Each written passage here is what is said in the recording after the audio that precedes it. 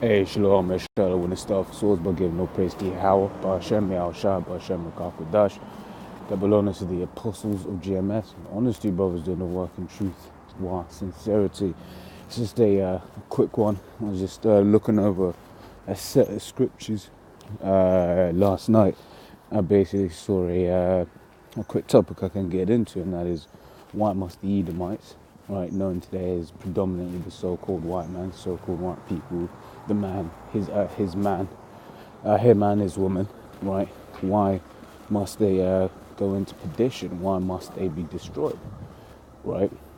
So I'll just grab a couple of precepts. This is Jeremiah 50:14. It says, "Put yourselves in array against Babylon round about." Right now, this is talking about the nuclear missiles, right? In these last days that are to come. Right, it says, "All ye that bend the bow, shoot at her, spare no arrow." So all of these nations that have nuclear missiles, right, they're gonna shoot, right, and they ain't gonna spare, they ain't gonna hold back, right? You always see wherever you go. I mean, you get take a city like London, everywhere they're building, man. Build as Lord said you shall build, but I will throw down, right? And this is one of the ways he's gonna do that through these missiles, right? But here's the reason: it says, "For she hath sinned against the Lord." And how she sinned, right? How she done that? You got slavery, you've got all of the things that happened to the Native Americans, right? I don't know, we good, yeah? Yeah, you have all of those things that happen, right?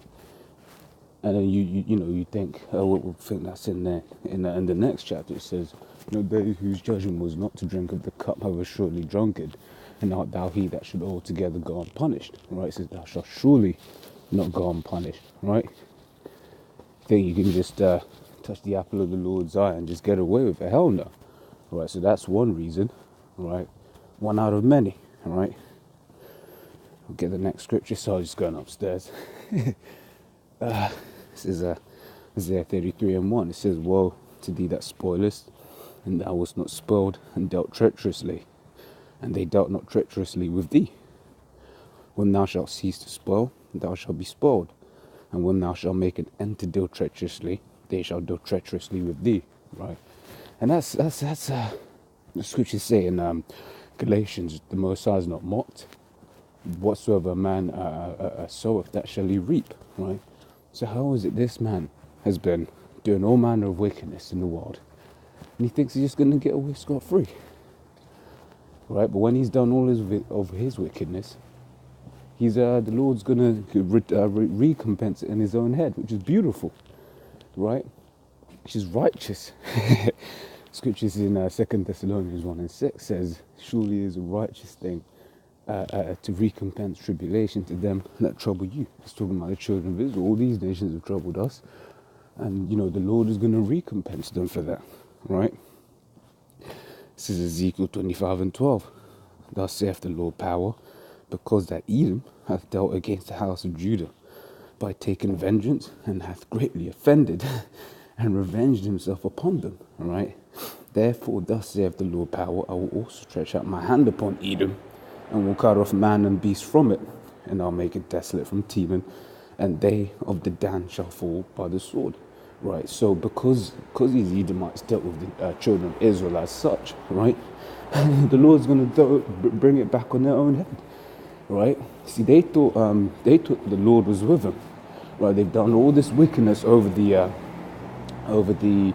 last couple hundred years to the children of Israel, and nothing's happened. They've prospered, in fact, right? And they thought basically that the Lord was with them, but they don't realize that they're in the Lord's trick bag, man. The Lord's gonna chuck it back on their own head, right? Which is which is hilarious, as they would say, right? It says, "And I will lay my vengeance upon Edom by the hand of my people Israel, and they shall do in Edom according to mine anger," right? So the Lord's gonna have to put his anger on us, man, right? Because at the end of the day, right now we in this flesh, right?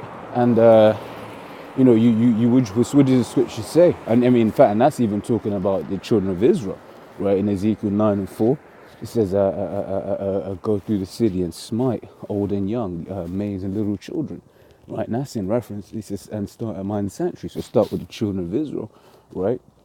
But then this is going to have to happen on these Edomites as well. And it's, it's that thing of little children right now. Hey, let's be real. No one can really go around and just do that, right? So in those last days, when the Lord raises his men up, right, gives us the okay, right, gives us that spiritual power, right? Because right now we're just teaching, right? We're just teachers at the moment, right? But in that day, right, the Lord's going to have to put his anger on us I'll read it again, so that we can lay his vengeance upon Edom, right? It says, so it says, and they shall do in Edom according to mine anger and according to my fury, and they shall know my vengeance, saith Yahweh, right? This is Amos 1:11. It says, thus saith Yahweh, for 3 transgressions of Edom, and for 4, I will not turn away the punishment thereof, right? Because he did pursue his brother with the sword, and did cast off all pity, and his anger did tear perpetually, and he kept his wrath forever, right? So basically, Esau didn't have any mercy, man, right? Even unto this day, the way he treats Jake and all of that, but Jake is a compassionate people, which once again, going back to the scripture we read in Ezekiel, that's why the Lord's going to have to put his anger upon us, right? Because for the most part, we're compassionate people, man. We would have got to a point where we were like, look, man, yeah, it is enough, all right? But Esau, now he didn't. He carried on, and he carried on, right? Because he sold his birthright like a little bitch, right? And he started crying about it like an even bigger bitch, right? He's not a man of integrity, right? And, you want to get technical, it was never his anyway. You read back the story of Genesis 25, what does it say? It says, the elder shall serve the younger. So even before they were born, it was destined to be that way, right? You might have your what do you call it? Your scoffers try to say, Jacob stole the birthright. It was his to begin with. It was his through the Spirit, right? Because that's I could get into that, but that's a different topic. But these were just a couple of reasons, scriptural reasons, why the Edomites, the so-called white man and this woman, well, because she's got blood on her hands too. She's got a lot of Jake blood on her hands, man.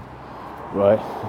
Through times of slavery, Jake's got killed because of that bitch. Right? Yeah, we'll pop Edomite women. We don't forget that they're what do you call it? We don't forget who they are. They just Edomite women. They're gonna be destroyed. Right? Just like I said, along with them, man, him and her. Right? And there's no better way of telling a man he's conquered than you popping his woman. Right, which is what the so-called white man does to us to this day, right? And he'll get the best of our women as well, right? So Lord's word, that was edifying. Until the next time, I'm going to say shalom.